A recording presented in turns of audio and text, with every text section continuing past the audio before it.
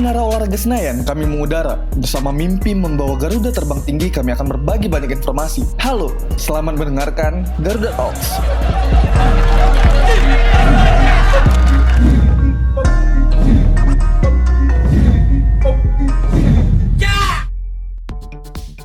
Sobat Garuda, kembali lagi di Garuda Talks. Seperti biasa, kami dari PSSI akan menemani teman-teman sekalian yang dengerin ini untuk berbagi banyak hal soal informasi-informasi menarik atau mungkin informasi-informasi yang teman-teman pengen tahu terkhusus di dunia sepak bola. Seperti biasa, kali ini kalian ditemanin sama aku, Mozaik Alisamer dan saya Gary Maulana. Oke, Mas Gary.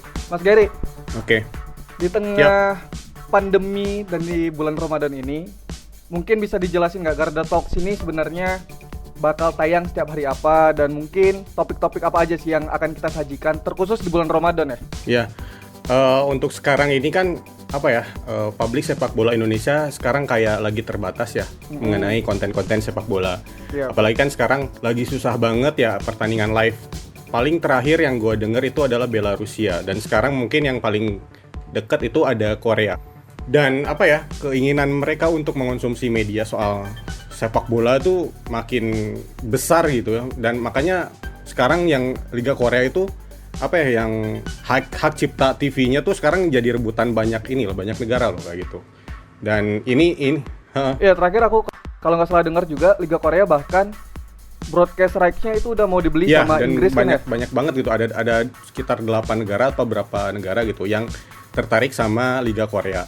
Dan maksudnya ini podcast Garuda Talks juga ini sebagai untuk menemani lah teman-teman pecinta sepak bola Indonesia yang kangen sama sepak bola, tapi kita pengen ngasih sesuatu yang lebih insightful gitu, yang memang menjadi pendukung dari sepak bola itu sendiri kayak gitu, Ji. Oke. Nah, Mas Gar, tadi kan Mas Gar bilang soal insightful ya. Kebetulan banget nih, seperti episode sebelumnya. Mungkin aku bahas secara general dulu kali ya. Jadi kan sekarang itu industri sepak bola itu kan bukan sekedar pertandingan di atas lapangan ya. Betul, setuju banget. Mungkin waktu kita juga sempat bahas di akun PSSI bahwa sepak bola itu banyak banget tuh ada hal-hal kayak kemarin yang kita bilang sama episode pertama itu tentang sponsorship. Betul, sponsorship. Terus ada juga hal-hal lainnya. Nah, tapi ibaratnya ada juga satu hal yang ibaratnya mungkin teman-teman sempat notice bahwa sekarang itu sepak bola itu juga masuk ke dalam dunia digital, ya nggak sih? Dan digital ini kan ibaratnya landscape-nya sangat luas. Betul. Jadi sekarang kan perubahan informasi itu di dunia digital sangat cepat banget ya berubahnya. Landscape-nya sangat cepat berubah. Awal-awal kita punya Friendster, kita punya Facebook, dan sekarang ada Twitter, terus berkembang lagi ada Instagram, ada YouTube.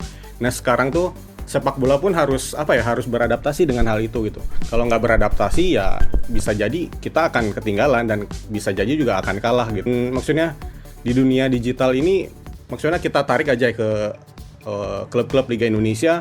Persib Bandung tuh memang jadi klub yang paling cepat sih ketika ada perubahan terjadi. Persib Bandung tuh paling cepat untuk beradaptasi. Mereka bikin akun baru, dan akunnya Facebook dari Persib Bandung itu sangat tinggi loh. Maksudnya sangat susah untuk dikejar sekarang. Cara growth pertumbuhan mereka angka ada kali sekitar ya, dan mereka sudah memulainya itu dari 2008 gitu. 2008 apa 2009 gitu. Tapi ketika klub-klub lain itu belum mulai, Persib udah mulai. Dan sekarang maksudnya mungkin misalkan klub-klub lain tuh punya digital communities yang sama gitu secara offline. Tapi ketika pengen build yang digitalnya ya sangat susah gitu, karena sekarang udah algoritma gitu di media sosial. Jadi Panji Pragiwaksono tuh pernah bilang kayak gini, di dalam kehidupan kita yang paling penting itu adaptasi. Jadi kalau misalnya kita nggak bisa adaptasi, maka kita akan mati. Betul. Dan mungkin itu yang terjadi juga di sepak bola. Yeps. Dan menurut gue ya yang bertahan itu bukan yang besar gitu, tapi yang adaptif, yang bisa bertahan. Ya betul. Nah, Mas Gar, ngomongin soal sosial media, Yeps. tentu kan sosial media itu nggak sesederhana orang upload konten atau misalkan ibaratnya sekedar ngasih informasi doang. Tentu kita punya banyak kemasan yang harus kita sesuaikan dengan masing-masing sosial media agar itu ibaratnya menarik. Yang pertama yang harus disadari sama setiap social media managers dari setiap tim gitu ya, bahwa dia harus tahu gitu objektif dari aktivitas dia tuh apa kayak gitu. Betul. Apakah untuk gain followers, untuk dapetin engagement dan lain-lain. Dan setiap klub pasti punya tantangannya masing-masing. Dan sekarang ini lagi rame Ji di dunia digital kita, yaitu YouTube dan Instagram. Gitu. Instagram tuh udah menjadi apa ya? Udah menjadi kayak platform yang menjadi paling apa ya? Yang paling basic lah, yang harus dimiliki gitu. Istilahnya, misalkan klub A udah punya Instagram, meskipun dia nggak punya Twitter ya nggak apa-apa gitu. Instagram, yang penting udah jadi base-nya kebutuhan dari primer ya. Kebutuhan udah kayak lebih primer gitu. Oke. Nah, ngomongin kayak gitu kan Mas Ger, ini ada korelasinya nih dengan tamu yang bakal kita undang Betul. di episode kali ini. Mungkin Mas Gary bisa jelasin dulu nggak siapa yang bakal kita undang ini? Ya sebelum ngomongin Instagram ya Ji, kita kan fokus di Instagram. Nah di Instagram itu kontennya ya, kalau gua ngutip dari ucapannya Gary V, Instagram itu is all about real image gitu. Ketika lu pengen punya konten bagus di Instagram, ya coba kedepankan aja soal real image. Jadi si Gary V itu bilang Instagram is all about real image. The more you act as human, the more you win, kayak gitu loh. Dia bilang kayak gitu. Dan ini ada kaitannya sama narasumber yang akan kita ajak untuk sharing kali ini gitu Ji. Langsung kita sapa aja kali Mas Ger ya. Boleh Ji. Halo Mas. Halo Mas RK. Halo, sehat-sehat semuanya. Alhamdulillah sehat. Mas RK gimana kabarnya? Alhamdulillah, lama gak ketemu juga Sudah 2 bulanan. 2 bulan. Work from home kata orang-orang. Iya betul. Lagi sibuk apa Mas? Aku kebetulan sebulan terakhir kan kerja di kantor baru setelah dari PSSI itu. Kantor baru, profesinya juga walaupun masih foto, cuman di divisi yang lain selain wartawan itu. Juga adaptasinya juga agak terganggu dengan work from home karena ya karyawan baru, terus gua motret kan work from home-nya gimana gitu. Cuman ya sampai saat ini aku bikin ini aja beberapa SOP untuk motret beberapa macam, misalnya SOP untuk motret event, SOP untuk motret profil segala macam yang nanti bisa kantorku gunakan setelah ini COVID udah selesai. Bisa digunakan untuk panduannya di situ. Betul. Makanya nih ya yang bisa dikerjakan aja. Itu aja. Oke Mas Ger, tadi kan Mas RK udah notice tuh sempat bilang bahwa ada soal motret, dia bikin panduan, terus kantor lama dan kantor baru. Mungkin sebelum kita lebih jauh ya, kita kenalan dulu nih. Mas RK ini sebenarnya siapa sih? Aku fotografer Ger dan J. Aku belajar motret di tahun 2007 akhir bulan Desember saat gabung di UKM Fotografi kampusku. Aku kuliah di Solo di UNS Universitas 11 Maret. Nah, habis itu aku magang di Harian Jawa Pos Koran Jawa Pos tahun 2009. Tahun 2010 aku magang di kantor Berita Antara. Setelah pulang aku sambil kuliah sambil jadi kontributor kantor Berita Antara di Solo, Solo Raya segala macem lah. Nah, 2013 aku bergabung dengan tabloid olahraga bola. Itu salah satu media legend banget Ji itu Ji. Yang dulu mungkin yang posternya sering kita koleksi Mas Ger ya? yang ada si Gundul itu. Iya betul. Iya. Oke lanjut mas. Sampai terakhir itu 2018 bulan November itu akhirnya kantorku tutup. Ya udah aku ya juga harus keluar dari kantor itu karena kantornya udah nggak ada. 5 tahun pas banget 5 tahun aku jadi fotografer olahraga, walaupun di antara juga beberapa kali motret olahraga tapi full time olahraga di situ. Habis itu aku freelance terus akhirnya kemarin sempat bantuin PSSI di 2018 pertengahan sampai 2019 pertengahan sampai 2020 awal kemarin. Gitu. Nah, 1 bulan yang lalu aku bergabung di IDN Times, cuman aku desku sebenarnya nggak buat redaksi, cuman aku motret buat campaign kantor segala macam seperti itu. Oke, berarti Mas RK ini kalau misalnya boleh aku sebut, kan fotografernya banyak deh. Berarti Mas RK ini lebih bisa disebut sebagai seorang fotografer olahraga ya? Bisa nggak dibilang kayak gitu? Sebenarnya sih tetap belajar apa aja, tapi aku paling seneng di bidang olahraga. Karena emang dulu ceritanya kenapa aku suka olahraga, aku inget banget kelas 3-4 SD itu, aku kan tinggal di kampung sih. Nah, di kampung, dan zaman itu koran atau media cetak masih banyak lah. Terus nah aku sering lihat tetanggaku itu setiap hari Selasa dan Jumat tuh bawa pulang tabloid bola. Ya aku kalau mau baca bola di situ tuh. Nah waktu itu aku pengen kerja kayak gini, walaupun zaman itu kan kita belum ngerti apa itu profesi kan. Pengen aja di situ walaupun nggak tahu profesi apa. Nah dari SD sampai SMA akhirnya aku langganan itu tabloid bola. Dan akhirnya aku sebenarnya pengen kerja di situ karena ada dua nama. Satu Mas Nung itu kreatornya Si Gundul. Dia yang bikin Si Gundul. Dia Mas Nung. Aku suka itu Si Gundul juga. Sama juga seperti kalian pasti suka nempel poster di dinding kan. Nah, yang kedua karena nama Chandra Muhammad Amin. Bang Chandra ini fotografer di bola juga. Kalau kalian ingat gol Widodo di Piala Asia 96 yang salto, itu dia dapat fotonya dan jadi HL di tabloid bola. Dua orang itu yang bikin aku pengen kerja di situ, walaupun dulu motret pun nggak pernah. Akhirnya kuliah aku ketemu motret, siapa tahu aku bisa kerja di situ. Jadi dua orang tadi itu punya influence yang sangat besar ya Mas untuk perjalanan hidup Mas Herka. Punya, karena minimal aku nginget karyanya dari kecil. Mas Nung ya, Si Gundul, Bang Chandra foto-fotonya tak lihat seminggu minimal 2 kali, karena tabloid bola kan 2 kali terbit. Dan aku langganan dari SD sampai SMA itu lebih dari 10 tahunan lah aku langganan itu. Nah Mas, ceritanya bisa gabung sama bola itu sendiri gimana? Nah aku waktu 2013 aku udah kerja di kantor berita Antara, kontributor di Solo. Tabloid bola itu buka lowongan, cuman kebetulan gua telat taunya lowongan itu. Taunya lowongan malah udah ada tes, udah mulai tes. Udah tes lah, orang-orang udah ngirim lamaran dan lolos di tahap yang pertama itu udah pada tes. Nah saat itu tuh temenku di Solo itu udah ada yang ikut tes. Aku taunya dari itu. Dia ada base dari Jakarta, dari mana tes di bola. Aku baru tahu ada lowongan itu.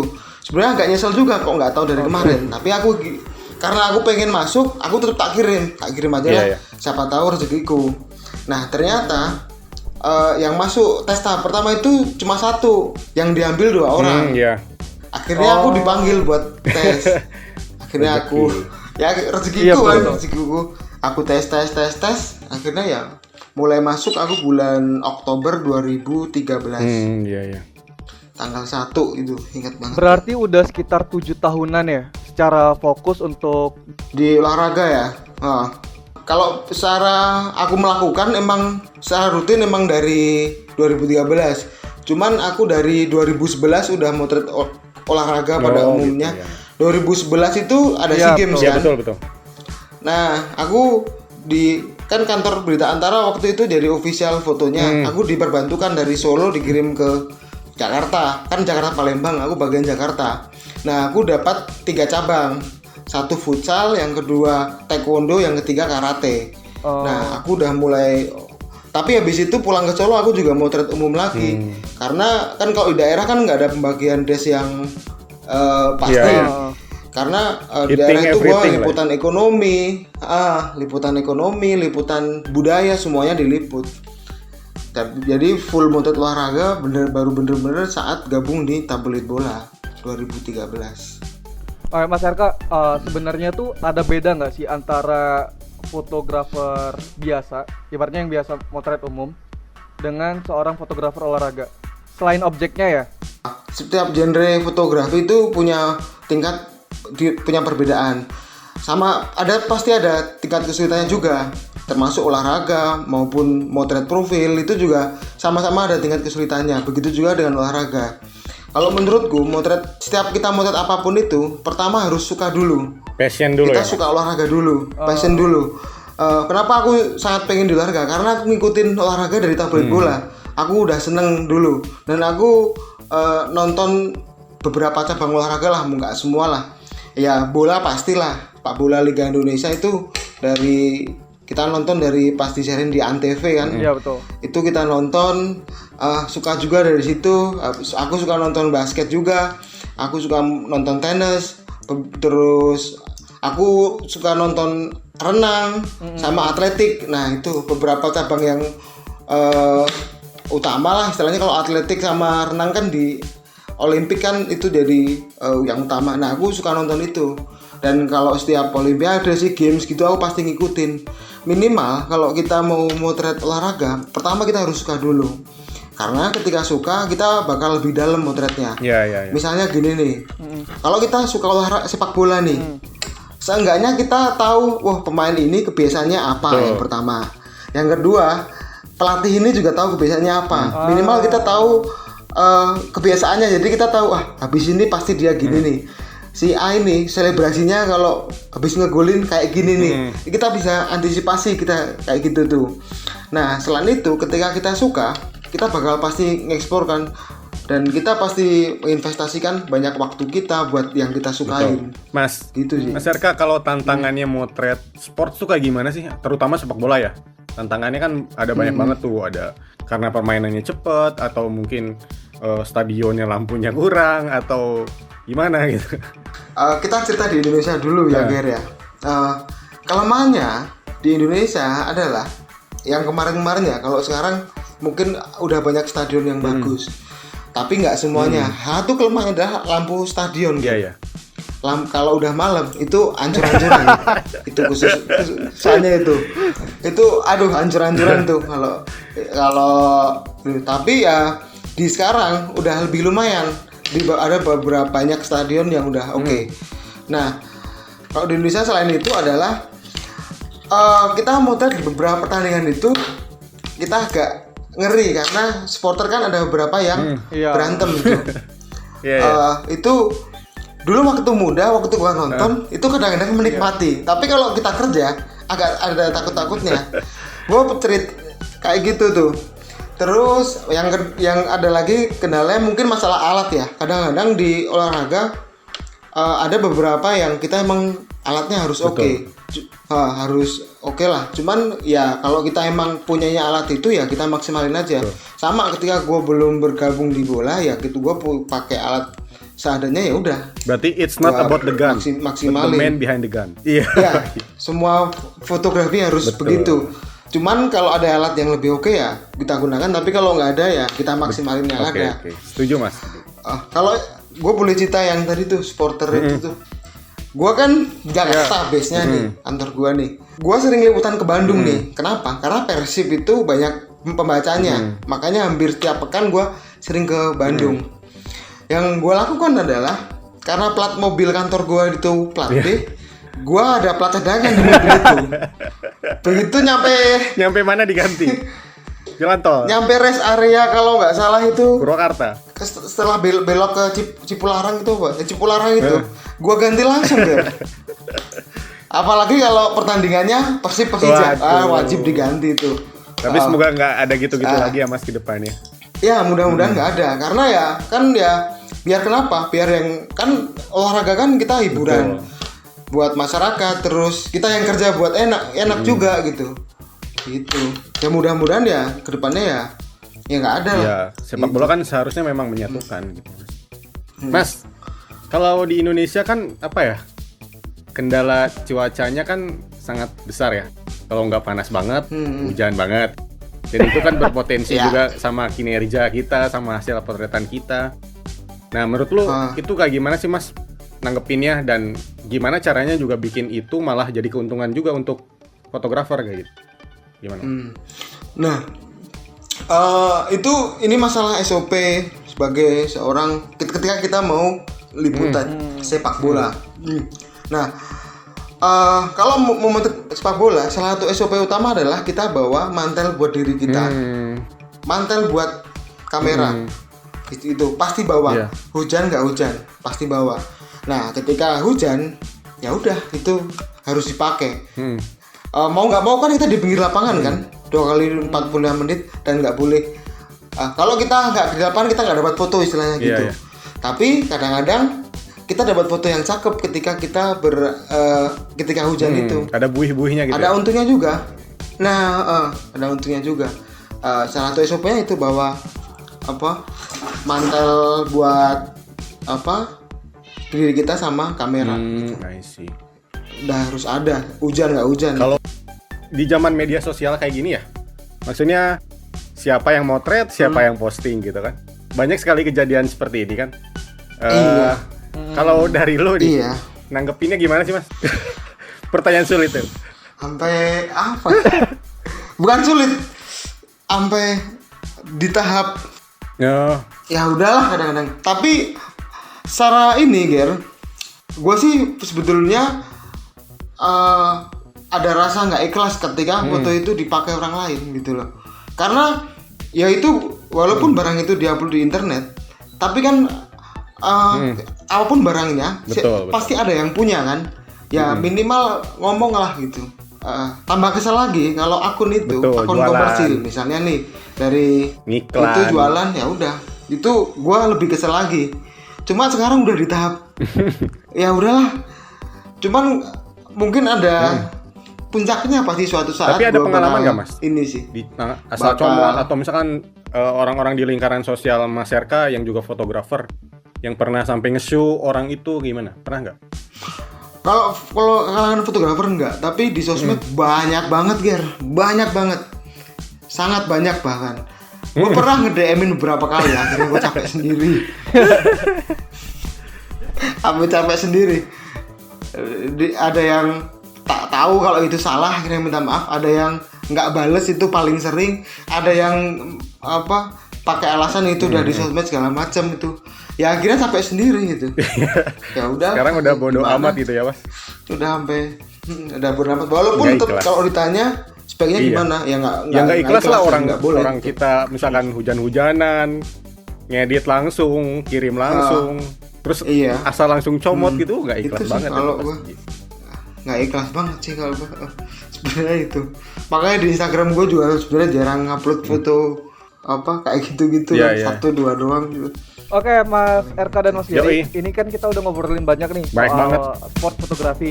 Iya, tentang Mas RK gimana ketika bekerja segala macam. Heeh. Kayaknya kita bakal cerita lebih banyak nih Mas Gar, tapi di segmen kedua kali ya. Boleh, segmen kedua pasti lebih seru Ji. Karena ada Betul. pengalaman Oke, sampai pengalaman lebih menarik nih yang bakal diceritain. Betul, dan saya juga penasaran. Oke. Oke, kita masuk ke segmen kedua. You are listening Garda Talks.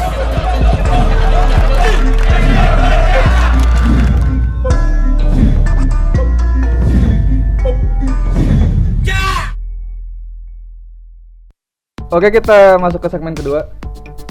Halo. Oke, sobat Garuda. Halo, tuh masih ada. Masih dengan orang-orang yang sama, masih ada Mas Gary dan masih juga ada Mas RK di sini. Mm-mm. Mas Ger, kita ngomongin Yoji. Mas RK ini punya cerita banyak lah pasti di bola. Salah satu Iya. cerita yang membanggakan dari Mas RK ketika kita ulik adalah bahwa Mas RK ini pernah jadi fotografer Indonesia yang turun langsung di Piala Dunia 2018 18. ya Ya. di Rusia. Mungkin Iya. boleh cerita dulu nggak Mas RK sekilas soal gimana bisa sih Mas RK bisa ikutan untuk motret di sana, padahal kan Indonesia nggak masuk ya di sana sebagai Iya, kok peserta. bisa ada di sana sih? Mm-mm.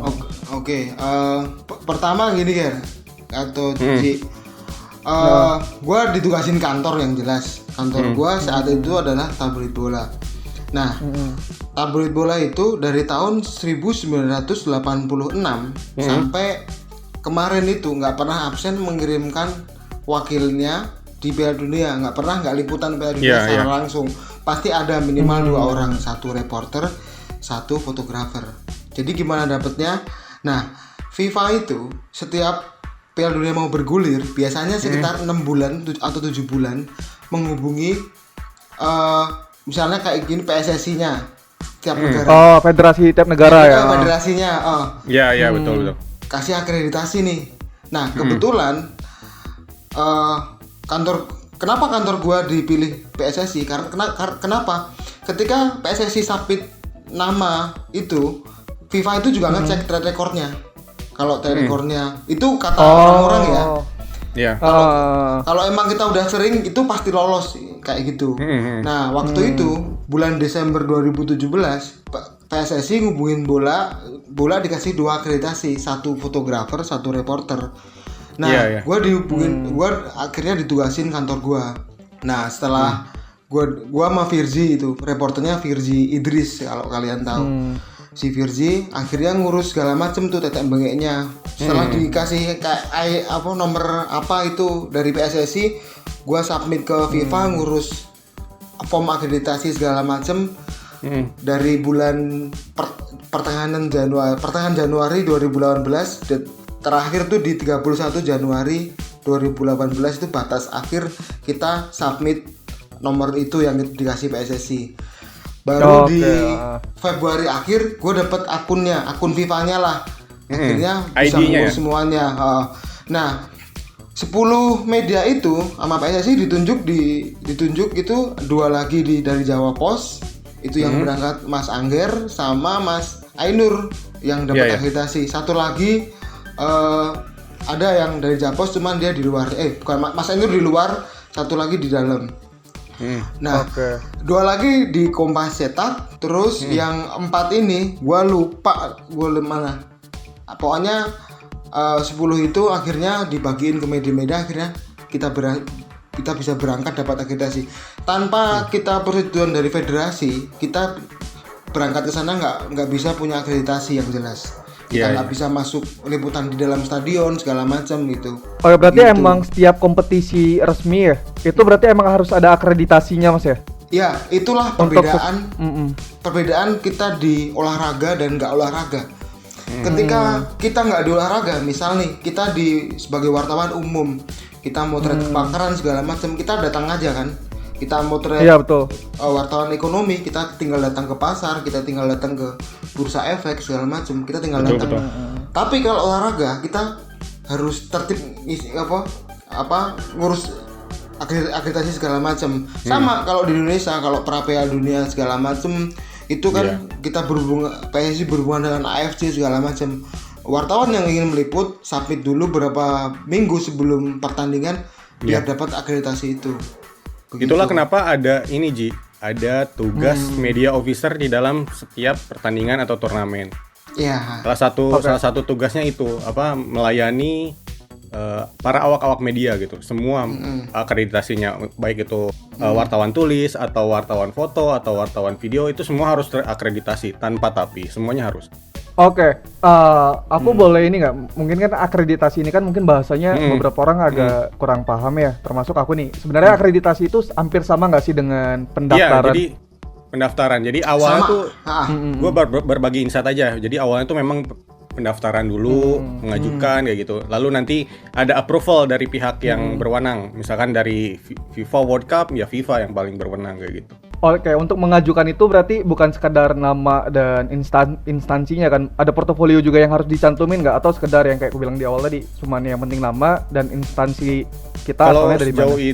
Sejauh ini kalau dari AFC sih, kalau nggak salah dia cuma nama instansi, biasanya melampirkan paspor juga, dan sama ini kartu ID pers. Ya nggak sih Mas? Kalau Piala Dunia kayak gitu juga? Ya, kalau Piala Dunia sama track record medianya. Ketika PSSI udah menunjuk, berarti kan PSSI udah percaya dengan media itu. Berarti dari PSSI udah lolos dulu, baru ke FIFA biasanya bakal lolos gitu. Karena PSSI federasi lokal ya, kalau kita PSSI itu udah menjamin kalau media itu track recordnya oke, makanya berani mengirimkan kayak gitu. Dan kalau Piala Dunia itu misalnya gini, kenapa di Indonesia dapat 10, kenapa negara lain dapat sekian itu? Salah satu pertimbangannya ini, media FIFA itu bagi-bagiin akreditasi itu berdasarkan covering media itu sebesar apa. Yang pasti dapat adalah kantor berita. Kantor berita macam Getty Images, Reuters, terus AP segala macam itu pasti ada. Dan bahkan satu pertandingan kalau kayak mereka itu bisa ada 4-8 orang di satu pertandingan. Selain itu, media kedua adalah 1, 2, 3 ini sama, istilahnya kelas A lah, kantor berita. Yang kedua, media olahraga yang gede kayak Sport Illustrated segala macam itu pasti dapat itu. Terus yang ketiga, media lokal dari negara yang penyelenggara itu. Cuman misalnya kalau di Rusia itu nggak semuanya juga masuk juga. Dipilih-pilih juga oleh PSSI-nya sana gitu. Nah, itu kelas A. Terus kelas A lagi nih, media dari negara yang bertanding. Gitu. Pasti ada klasifikasinya gitu ya. Brazil segala yang bertanding pasti lebih banyak daripada negara bukan partisipan. Betul. Gitu. Terus yang kelas bawahnya lagi adalah tergantung peringkat FIFA. Gitu. Soal fanatismenya juga nggak? Mungkin bisa juga Ger, pasti Ger. Iya. Indonesia 10 itu lumayan loh. Iya, banyak banget. Lumayan karena secara fanatisme Indonesia itu oke banget. Stadion selalu penuh itu juga menurut gua, walaupun gua juga belum tahu secara langsung, yang belum pernah dijelasin, itu FIFA juga ngitung kayak gitu-gitu. Mas, kalau boleh tahu soal penunjukan penugasannya untuk ke Piala Dunia 2018 itu tahapnya gimana sih? Apakah dari Mas RK mengajukan diri ke kantor untuk pengen dikirimin, apa langsung ditunjuk dari kantor? Oke. Di bola waktu itu gue itu fotografer tuh tinggal 2 orang, gue sama Fernando Randi. Nah kebetulan Nando itu udah dapet jatah di Piala Eropa 2016. Oh iya sih. Sebenarnya Piala Dunia itu bukan target gue juga. Gue pengen potret olahraga aja, pengen kerja di situ. Iya. Tapi ketika kita ditunjuk ya udah.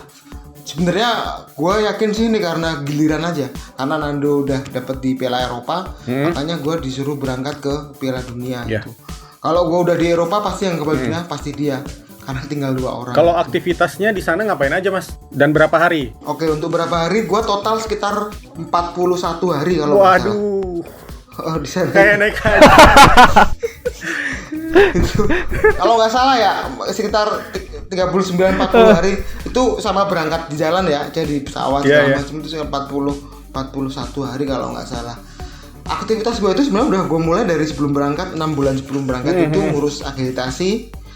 Nah bulan Maret itu gue udah dari Februari itu ketika gue udah di approve oleh FIFA, gue udah mulai aktivitas Jakarta itu riset kota mana aja sih yang pengen gue datengin. Kenapa? Karena Rusia itu luasnya gede banget, 8 kali luas Indonesia. Kita nggak mungkin datang ke semua kota, makanya gue petain dulu nih. Kita udah tahu kan grup-grupnya ini, grup A, grup G yang bakal tanding gini-gini, kota yang mungkin gue daftar pertandingannya mana.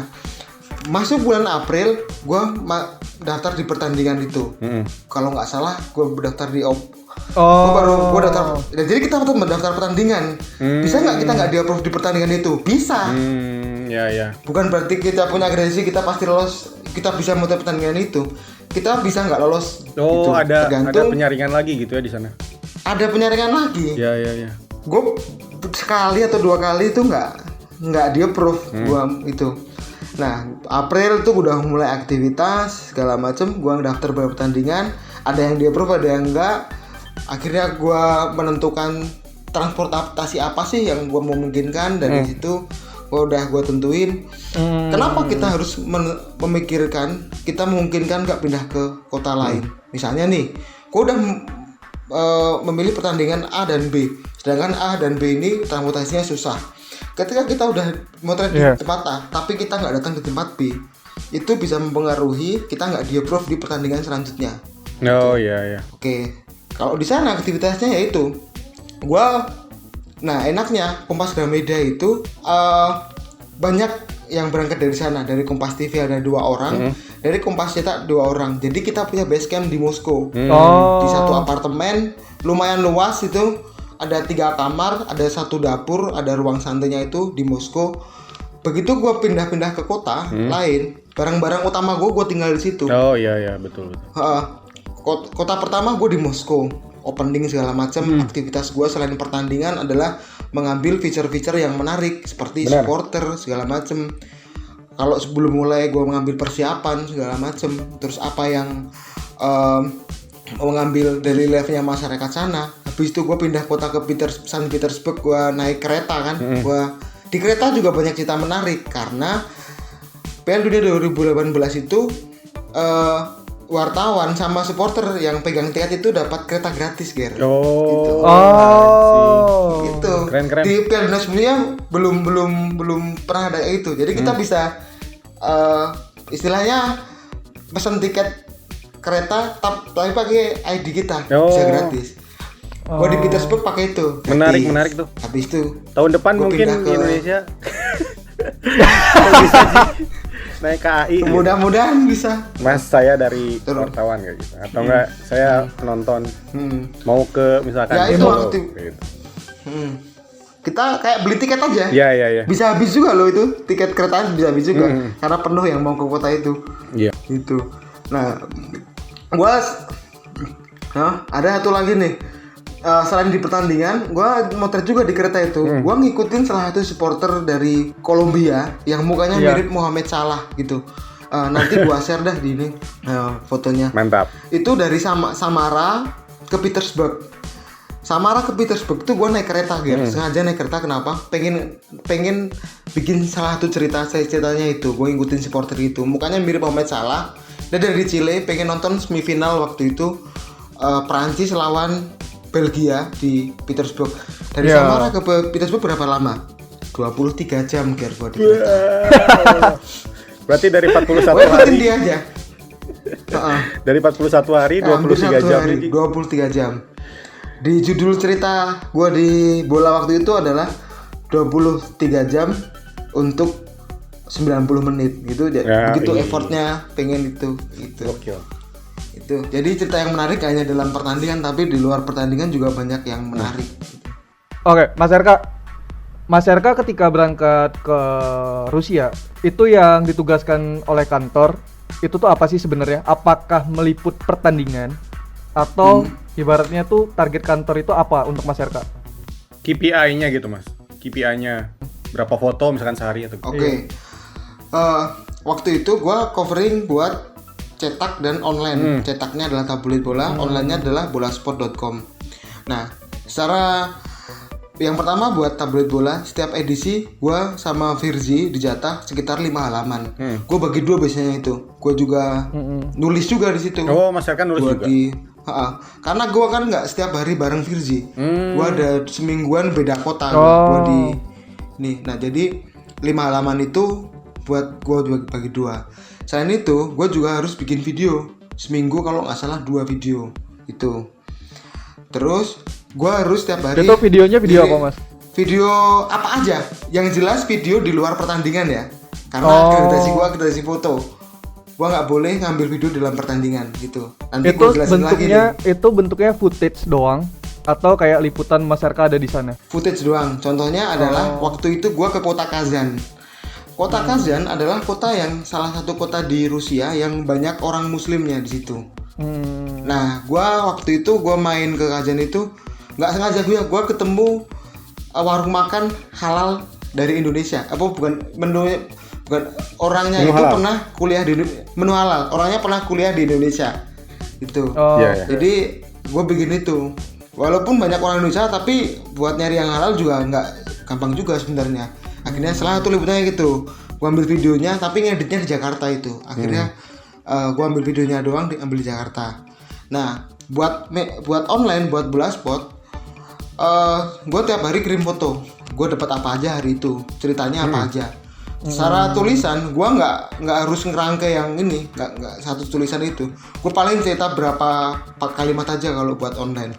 Ini, ntar dijahit di Jakarta. Nah, selain itu gua hampir tiap hari nih Facebook Live waktu itu. Facebook Live gitu. Palu Gada ya? Beberapa ininya. Palu Gada. Cuman enaknya gini, Gini. Enaknya apa aja bisa jadi berita di sana. Karena kan bagi orang Indonesia kayak gitu kan ini unik, bukan unik sih. Nggak kita temuin di situ. Kayak gini aja lah. Gua lebaran aja gua Facebook Live di KBRI. Kita makan sama Pak ini KBRI-nya siapa, menunya ini itu jadi hal yang menarik gitu. Jadi apa aja bisa di Facebook Live-in gitu. Iya, benar. Jadi emang banyak sih kerjanya, emang banyak sih sebenarnya. Mas RK. Mas RK selama 41 hari itu berarti meliput berapa pertandingan total? Kalau nggak salah 15, Ger. Ya, 15-an dah. Banyak juga. 15. Nah. Lumayan banyak. Lumayan banyak lah, 15. Sampai final nggak sih, Mas? Final dapat gua. Alhamdulillah. Nah, di antara semua serangkaian pertandingan itu tuh dengan jumlah yang banyak, pertandingan yang paling menarik menurut Mas RK apa sih? Oh, ini nih. Gue cerita dulu secara supporter nih. Secara supporter dari Amerika Latin tuh gila, Ger. Gila sih. Kayak Indonesia lah, itu Fanatis nyanyi ya? terus. Fanatismenya gila. Di luar stadion itu, wah udah nyanyi terus. Makanya begitu habis knockout itu mereka udah pada pulang, udah nggak lolos. Itu lebih sepi sebenarnya. Tapi di penyisian masih banyak mereka, anjir gila banget. Di jalanan gua ketemu dari Chile, dari Kolombia itu gila nyanyi terus. Dan mereka ketemu lawannya nyanyi bareng. Apa ejek-ejekan ya? Ejek-ejekan antar muka ya udah gitu doang. Hiburan buat kita itu. Dewasa. Nah, kalau secara pertandingan adalah pertandingan antara Argentina lawan Nigeria di fase grup di pertandingan terakhir Argentina yang menentukan Argentina lolos itu. Itu supporternya Argentina dari awal sampai akhir nggak berhenti nyanyi. Gue bisa bilang menurut gue final pun nggak serame itu secara supporter itu di final. Iya. Karena nggak tahu mungkin ya karena itu Amerika Latin tuh sama ya. Kalau itu Argentina kalau nggak salah kalau kalah tuh nggak lolos itu. Akhirnya lolos ya udah disemangatin dari awal sampai akhir gitu. Itu di Petersburg inget banget tuh, kotanya cantik banget itu Petersburg, kota yang Berarti paling secara ambiar yang paling oke waktu pertandingan itu ya Argentina dengan Nigeria ya. Di 15-an pertandingan itu. Kalau untuk matchnya sendiri paling berkesan di mana Mas? Yang banyak oke nih momen-momennya, emosinya, apanya paling oke? Tim favorit gue Jerman. Sama Cuman kita. gue nggak dapat satu pertandingan pun Jerman. Gue nggak dapat satu pertandingan pun Jerman gue. Opening gue dapet opening. Cuman gue datang ke latihannya sih. Cuman kalau siapa sih yang nggak pengen motret Brasil juga kan? Iya betul. Siapa sih yang nggak pengen motret Neymar, Marcelo? Akhirnya ya salah satu yang pertandingan berkesan waktu itu bukan pertandingan gede sih. Cuman ya gue baru pertama kali motret Brasil itu antara Brasil lawan Costa Rica kalau nggak salah. Itu di Stadion Spartak Moskow kalau nggak salah. Iya. Itu karena ya itu gue pengen ketemu Neymar itu. Ya pengen ketemu orang-orang Brasil itu. Karena Piala Dunia pertama yang gue saksiin tuh 98 itu Brasil juga lagi aja. Iya. Siapa sih yang nggak pengen itu? Meskipun juaranya bukan Brazil. Brasil makanya. Cuman yang sebenarnya pengen gua foto beneran itu Jerman karena tim favorit gua Jerman. Cuman nggak kesampaian gitu. Ya udahlah. Ya kesampaiannya di latihan lah, gua jabanin tuh ke latihan tuh. Jauh banget latihan gua jabanin dah. Sampai di markasnya gua jabanin. Gitu. Itu kalau misalnya mau ke latihan perlu akreditasi juga nggak Mas? Atau kalau latihan udah tinggal datang doang gitu? Nah ini unik juga nih. Yang jelas mereka latihan jam berapa itu dikirim di email, ada milisnya lah itu karena kita punya akreditasi lah. Tim A latihan jam segini. Sebenarnya enggak. Ketika kita punya akreditasi kita nggak perlu itu. Oke. Tapi ini lucu nih. Argentina sebelum pertandingan pertama itu kalau nggak salah kalah ya. Lupa. Enggak. Argentina itu sebelum pertandingan pertama itu gua ke latihannya kan. Udah. Ngincer Messi pasti. Itu jauh banget itu. Ngincer Messi siapa aja ngapain. Ada Dybala segala macam pengen nonton Messi. God. Latihannya itu 4 jam dari Moskow, Ger. Kan banyak tim-tim itu di pinggiran-pinggiran Moskow kan. Iya. Dan itu nggak ada kereta. Jadi gua naik bus. Kayak naik bus gua mau ke mana ya? Sukabumi aja, Bu. Itu naik bis gua 2 kali ganti gua ke situ. Sampai sana nggak boleh masuk, Ger. Waduh. Harus ada akreditasi, bukan akreditasi kayak tiket buat itu. Enaknya gua, Ger. Muka gua kayak muka Amerika Latin. Yo. Gua sama reporter gua nggak dapat. Gua bilang aja. Mirip TVS. Aku bagi satu. Gua kan di sana itu kalau sama supporter Amerika Latin, gua dikira orang Kolombia. Sama orang Peru, udah. Jefferson Farfan gitu loh. Jefferson Farfan katanya. Oke. Nah, keuntungan gua di Argentina itu ya mungkin mukanya kan di Amerika Latin satu ini Amerika gitu. Gua dikasih satu. Reporter gua putih orangnya nggak dikasih. Ya lumayan beruntung juga gua di situ. Nah, satu-satunya latihan yang pakai tiket itu latihan dari Argentina itu. Muka gua kayak muka orang Amerika Latin. Aku ngomong bahasa Inggris sih. Aku beri satu. Penting buat media aku bilang gitu. Oh ya sih, kasih tapi. Yang putih-putih Eropa nggak pernah dikasih waktu itu. Waduh. Tuh. Mas Serka kan memotret sampai final ya Mas ya? Iya. Ya maksudnya pas final kan kebayang menjadi apa ya? Jadi perhatian dari banyak media. Banyak media yang ngumpul di situ misalkan. Dan fotografer pasti jumlahnya banyak juga kan. Nah, kalau Mas Herka nih bertindak ketika menjadi fotografer kan itu apakah udah ada spot-spotnya, udah dikasih nama atau memang rebutan gitu? Oh, ini ya. Apalagi kan final kan pas waktu itu hujan juga kan, itu gimana tuh? Chaos-nya, chaos apa enggak gitu? Kalau hujan pasti kita harus bawa ini. Chaos sih pasti ya kalau ini. Taman kita udah di approve, kita ada klasifikasinya. Kita di vlog di kelas A, B atau C. Oh iya. Kelas A itu jelas kayak getty image segala macam. Itu jelas di belakang gawang itu. Oh. Itu pasti belakang gawang. Selama gue mau di sana, gue nggak pernah dapet di belakang gawang. Karena gue bukan prioritas A. Nah, semua pertandingan pakai kayak gitu. Gue di kelas apa? Gue 2-3 kali dapat kelas B lah gue. Lumayan lah, agak mepet corner itu gue. Cuma masih di samping. Iya. Ada satu itu tadi belakang gawang sama seberang bangku cadangan itu penuh fotografer semua. Oh, di seberang tuh boleh ya, Mas? Oh, Boleh, penuh itu penuh. Oh, kalau Penuh AFC semua nggak dari boleh itu. belakang gawang sampai itu penuh. Karena emang coveringnya yang motret banyak kan. Sama di tribun Ger. Ya. Di tribun kita juga Oh, boleh juga, Mas. ada. Boleh. Oh. Nah, di final gue dapet di tribun. Pas final. Oh. Sayang banget sebenarnya. Cuman ya mau gimana lagi, kita dapetnya situ. Masa kita nggak mau masuk? Iya. Sebenarnya pas final itu gue nggak dapet Ger. Cuman ini gue pas mau mulai, gue dekem aja di depan pembagian itu. Akreditasi. Akhirnya dapet. Gini kayak ngemis lah. Kayak ngemis, please kasih aku satu. Bang, jauh-jauh bang. Aku dari Indonesia. Itu gue dikasih itu 15 menit sebelum kick off. Bukan 20 menit sebelum kick off itu. Mepet banget ya. Cuman beruntungnya emang tariannya belum mulai sih waktu itu. Iya. Aku udah itu sejam gue di situ. Nggak hanya gue, banyak yang nggak dapet di situ. Beri aku satu. Gue berangkat di situ, gue dalam posisi nggak di approve. Mas Angger dari Japos dia approve, dia dapat di bawah. Sedangkan gue nggak di approve. Cuman ya udah final masa gue nggak fake kan? Gue fake di situ, kasih aku satu. Aku udah kasih satu akhirnya. Udah dapet. Keren. Untungnya kantor gue gini Ger.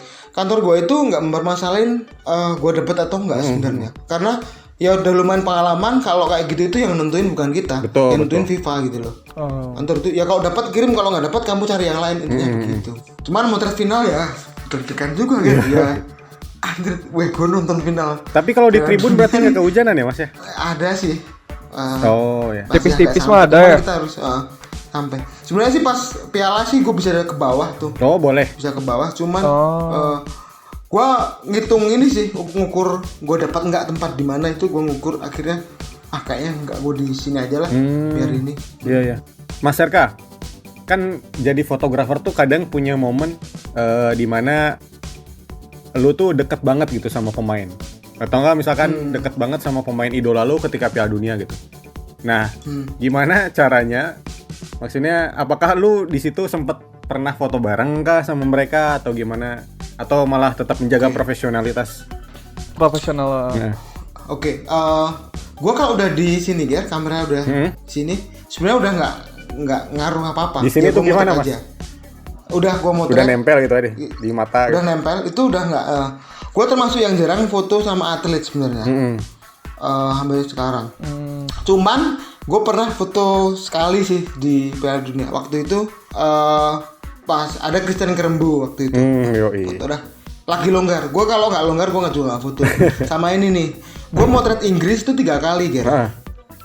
Motret Inggris 3 kali. Nah pertandingan pertama, gue motret aja udah selesai. Sehabis motret tuh biasanya gue ngecek foto-foto orang-orang sebenarnya di kantor berita atau di media luar. Gue cek mereka dapat apa aja sih. Gue bandingin sama gue buat evaluasi gue. Nah ternyata gue baru tahu pemain Inggris itu bawa keluarganya semua di situ. Dan setelah pertandingan mereka itu dari ruang ganti ke tribun. Iya. Di pertandingan kedua gue jagain itu. Gue pas pertandingan kelar, orang-orang kan pada ngirim di press room. Iya. Gue masih di situ, sama ada beberapa wartawan. Gue yakin nih wartawan Inggris. Gue tanya, dari Inggris ya, ini. Oke, udah pasti nih. Dan gue malam sebelumnya udah ngapalin muka-muka bini-bininya pemain Inggris, bininya asli yang gue cari tuh Ger. Mereka di mana ya? Itu. Gue fotoin dulu nih, udah gue fotoin. Akhirnya mereka keluar, gue fotoin lah mereka segala macem. Gue pernah 1 meter di depan asli yang juga gue di depan ini ada fotonya itu. Nah setelah itu kelar segala macem, gue ada beberapa foto sama beberapa pemain sih, sama Harry Kane, sama Jesse Lingard, terus Jordan Henderson, satu lagi Maguire. Gak ada pemain Chelsea itu. Mas.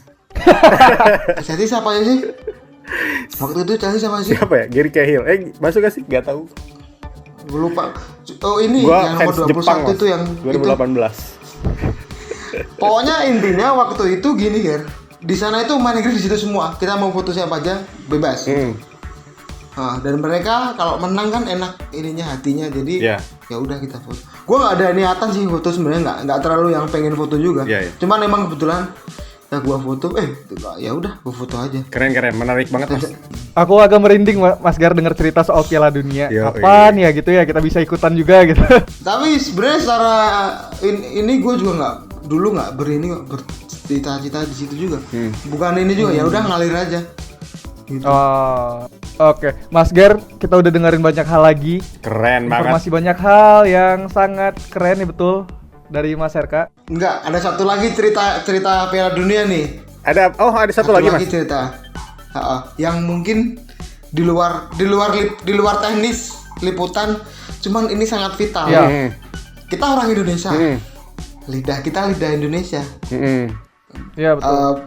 Kalau beras di sana banyak lah, walaupun gue bawa. Nah, kita berenam dari Kompas Gramedia itu istilahnya bagi-bagi kamu bawa apa aja. Ya kita dari Jakarta itu bawa Indomie goreng, bawa rendang, kayak naik gunung bawa gitu tempe kering. Iya, kenapa? Ya kan kita nggak bisa makan roti tiap hari. Kita nggak bisa makan salad tiap hari. Kita nggak bisa makan pasta tiap hari. Mau ya lidah kita lidah Indonesia. Betul. Itu stok banyak gitu jangan lupa kalau pergi lama di luar negeri harus bawa itu. Satu lagi bawa sambal sama bon saus, sudah itu bon cabe pasti. Gue kemana-mana bawa bon cabe dan bawa kecap goreng Jawa harus ada manisnya. Bawa itu gue tahu itu tuh ya karena makanan di luar itu hambar-hambar kan ya, maksudnya nggak ada rasanya. Gue lidah kampung sih sama ya, Mas. Iya makan ya enak ya pakai tempe orek, pakai Indomie goreng gitu. Udah gitu. Lalap ada lalap. Itu sih paling. Enggak ya ada sih lalap. Yang susah itu cabe, bawang merah, bawang putih. Susah di sana. Rempah-rempahnya lah yang nggak ada ya. Nggak ada udah. Beras gampang lah segala macam. Sebuah tips survive di negeri orang. Iya. Betul. Ketika liputan. Ini saya sambil dengerin sambil nyatet nih, kira-kira kalau misalkan berangkat ini ditugasin ke mana gitu. Saya catat, jadi udah aman nih kalau keluar. Keren. Oke Mas Gar, kita ketemu lagi di segmen ketiga. Mantap. You are listening Garda Talks.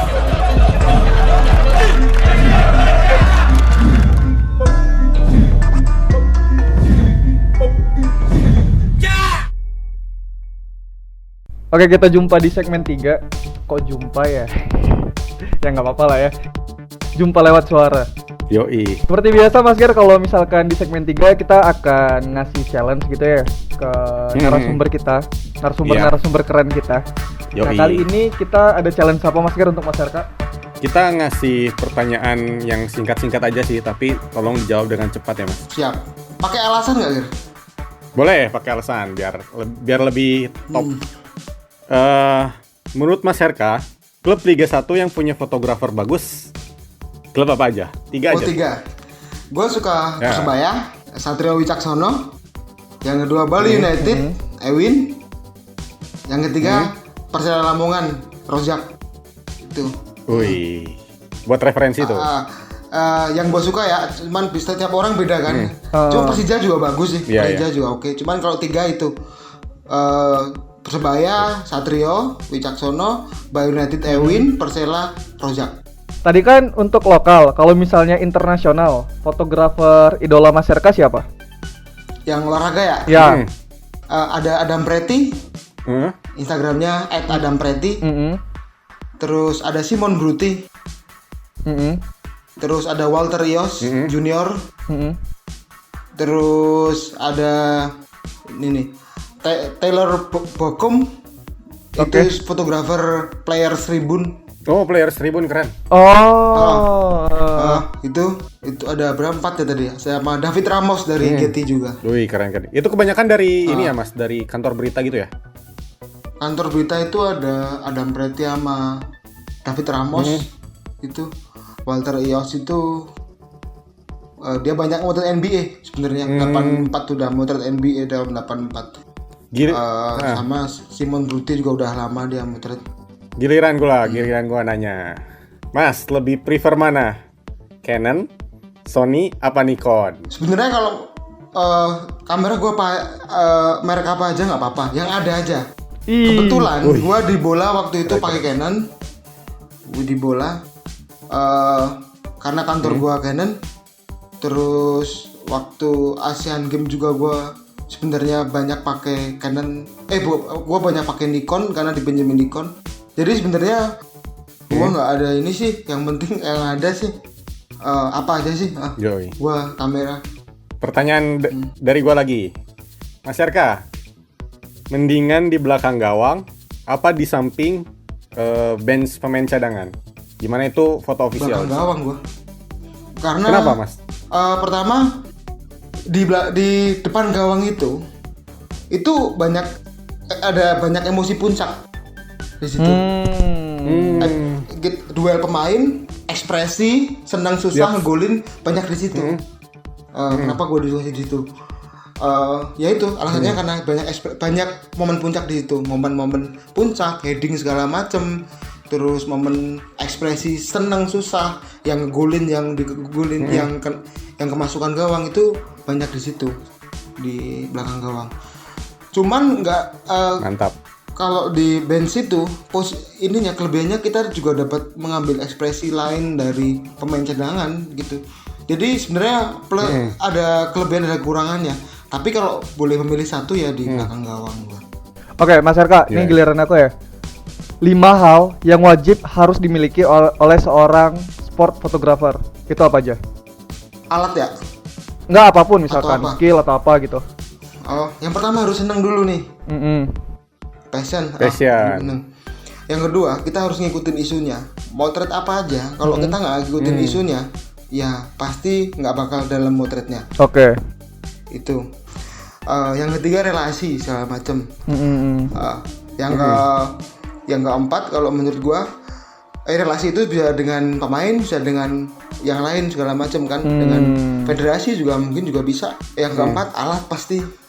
Oke, gearnya segala macam, gearnya segala macam, alat segala macam. Yang kelima ya waktu, kita harus ngalokasiin banyak waktu kalau kita suka sesuatu kan. Ya kayak gue sekarang, gue bukan di kantor yang core-nya di olahraga, cuman karena gue suka olahraga, gue sering kok setiap sore motret. Kemarin sebelum covid ini masih sering motret tarkam gue, karena gue emang senang gitu. Ya waktu kita harus ini. Gokil. Gitu. Selain itu kalau waktu kita, kenapa gue setiap sebelum pertandingan gue suka ngambil feature sebelum pertandingan banyak supporter segala macam, ya karena gue emang suka gitu. Gue nggak hanya motret pertandingannya aja, gue motret sebelumnya itu bagian dari pertandingan. Ya karena gue suka, gue alokasikan waktu gue lebih banyak gitu. Sungguh insightful, Ji, obrolan kita malam ini, Ji. Pada malam hari ini. Terima kasih banyak Mas Yarka atas ilmu-ilmunya. Keren. Yeah. Karena gue pribadi juga kita yang salut jadi pribadi sama ini tadi sama foto suka banget gue. Sama apa? Sama fotografi lumayan suka juga gitu gue. Iya. Sekarang semua orang suka fotografi, alat canggih. Ya, semua fotografer sekarang menurut gue. Pakai handphone aja bisa. Menurut gue semua orang udah jadi fotografer.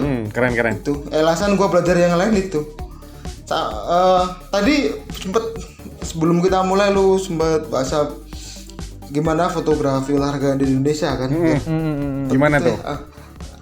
Gini, di 3 tahun terakhir kalau nggak salah, penyelenggara Liga Indonesia itu mewajibkan setiap klub mempunyai fotografer. Iya kan? Iya. Itu juga sebenarnya ya juga cukup mempengaruhi referensi foto olahraga juga loh, karena ya apalagi klub setiap minggu tanding, mereka produksi foto setiap minggu. Jadi tambah maju nggak? Menurut gua positif banget itu. Di tengah kondisi media olahraga yang banyak tutup termasuk kantor gua, tapi ada media lain yang tetap produksi gitu. Satunya klub sepak bola dengan fotografernya. Selain itu basket juga mewajibkan setiap klub di IBL itu punya fotografer. Nah, ya masih produksi tapi dengan cara yang berbeda. Kalau gua sih tetap positif sih, nggak masalah sih, nggak hanya di satu golongan aja. Misalnya kalau dulu ya hanya media, ya hanya orang-orang media yang mempunyai akses, cuman sekarang ya kita bisa lihat dari mana aja. Oke, Mas RK, terima kasih banyak atas bincang-bincangnya. Keren Mas RK. Ya, thank you juga. Kangen juga sama anak-anak PSSI gua. Kenapa kita nggak bersua juga? Nanti setelah pandemi kita main-main lah. Kita jumpa lagi lah, kita jalan-jalan lagi. Mas RK. Betul. Oke, Mas RK kan selain fotografer olahraga juga motret yang lain ya. Mungkin Mas RK bisa ditemuin di mana di sosial media? Mungkin ada sobat Garuda nih yang lagi dengerin terus butuh jasa Mas RK untuk motret kayak gitu, atau pengen belajar kayak gitu. Sharing aja sih, belajar sih, kita sama-sama belajar. Iya, betul. Paling di Instagram aja, Instagramku yang followernya segitu aja adalah @irkayanis. Twitter nggak ada Mas, Twitter? Tuh. Ada Twitter sama @irkayanis sama. Bisa semua akunku namanya sama @irkayanis. Mantap, Ji. Zaman Ale udah dihabisin dulu di apa itu? Yang Mesta Selama itu apa itu? Friendster ya. Yoi. Gitu. Okay. Buat teman-teman nih yang lagi dengerin itu tadi sosial media dari Mas RK mungkin bisa di-follow, karena kita jamin dah kalau teman-teman bakal dapat insight yang banyak kalau follow akunnya Mas RK kayak gitu. Langsung reach aja Ji kalau misalkan ada yang pengen ditanya-tanya kayak gitu kan. Iya, betul. Jangan malu untuk bertanya. Betul. Itu aja untuk episode kali ini. Sekali lagi makasih banyak untuk Mas RK, makasih juga untuk Mas Gary. Mas RK makasih banyak Mas. Ozi. Thank you Gary, Ozi. Siap. Naufal. Siap. Nah, untuk sobat Garuda yang ibaratnya pengen cari tahu lebih banyak lagi tentang sepak bola atau pengen request tema, bisa langsung aja kayak biasa DM kita atau mention kita di akun sosial media kita di @PSSI. Nanti akan kita usahain untuk kita datengin. Betul Mas Gar? Betul sekali. Oke, sekian untuk episode kali ini. Dah. You have been listening Garuda Talks.